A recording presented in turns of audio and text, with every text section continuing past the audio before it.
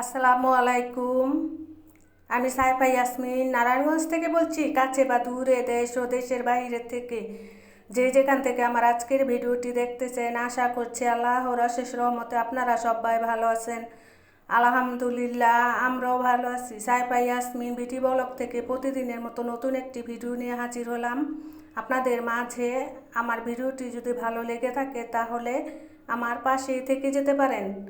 বেলি ফুল গাছ আর এটা নয়নতারা ফুল গাছ দেখাইলাম আপনাদেরকে।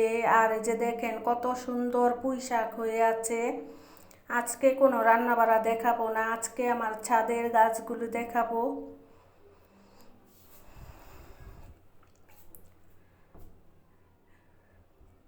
আমাদের ছাদে আগে অনেক অনেক গাছ ছিল, এখন সব উঠে ফেলে দিছে আপনাদের ভাইয়া।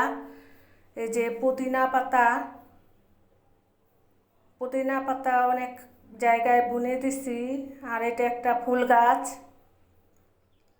আগে এমন কোনো ফল গাছ না ছিল না আমাদের ছাদে, এখন আর নাই, অল্প কিছু আছে। আর এই ডাটা গাছটা বীজ রেখে দিছি, বীজগুলি পাকলে আর কি তারপরে সব গাছের গোড়ে ফেলে দেবো, আবার ডাটা হয়ে যাবে। এই যে বড়াই গাছ, পেঁপে গাছ, লেবু গাছ।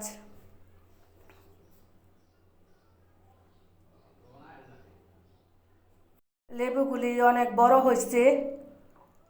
এই যে মিষ্টি কুমড়ো গাছ অনেক বড় হয়ে গেছে।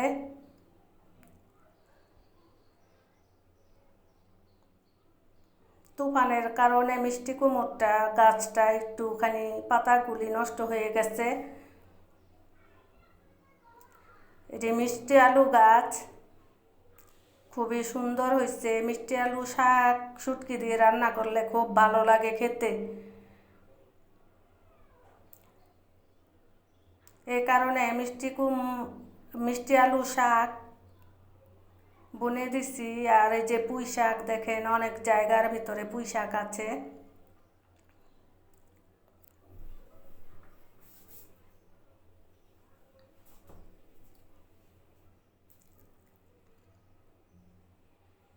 এখনও কিন্তু ভুলে গেছেন আমার প্রিয় প্রিয় আপুরা ভাইয়ারা একটি লাইক দিতে। ভিউ হয় ভালো, কমেন্ট আসেও ভালো, কিন্তু লাইকের পরিমাণ খুবই কম। আপনারা কেন ভুলে যান লাইক দিতে, আমি বুঝতে পারি না। আমি তো যাদের ভিডিও দেখি প্রথমে একটি লাইক দিয়ে তারপরে ভিডিওটা দেখা শুরু করি। আর এটা হচ্ছে রয়্যাল গাছ। এই রয়্যাল গাছটার দিকে তাকালে আমার একটি বোনের কথা মনে পড়ে অনেক। আমার একটি বোন রয়্যাল দেখে খুবই ভালো লাগছিল, আমার বোনের কাছে পছন্দ করছিল। এখন রয়্যালের সিজন না, রয়্যালের সিজন যখন আসবে তখন আবার দেখতে পারবেন। যারা যারা না দেখছেন আর যারা আমার ভিডিওটা আগে দেখেছেন তাদেরকে আর বলতে হবে না, তারা দেখছেন তো কত রয়্যাল হয়। আর এদিকে দেখেন নিচের ভিউটা দেখাইতাছি। আর আমার শাশুড়ি বারান্দার ভিতরে দাঁড়িয়ে আছে। আমার শাশুড়ি বাড়ি আর আমাদের বাড়ি বেশি দূর না। এই যে ক্যামেরাটা ঝুম করে আমি আবার দেখছিলাম, এই বারান্দার ভিতরে দাঁড়াইয়া দেখতেছিল, আমি ভিডিও করতেছি। এই যে 5তলা বিল্ডিংটা, অল্প একটুখানি 2-3টা বাড়ির পরে আমার শাশুড়ির বাড়িটা। এই যে দেখতেছে আমার শাশুড়ি দাঁড়াইয়া।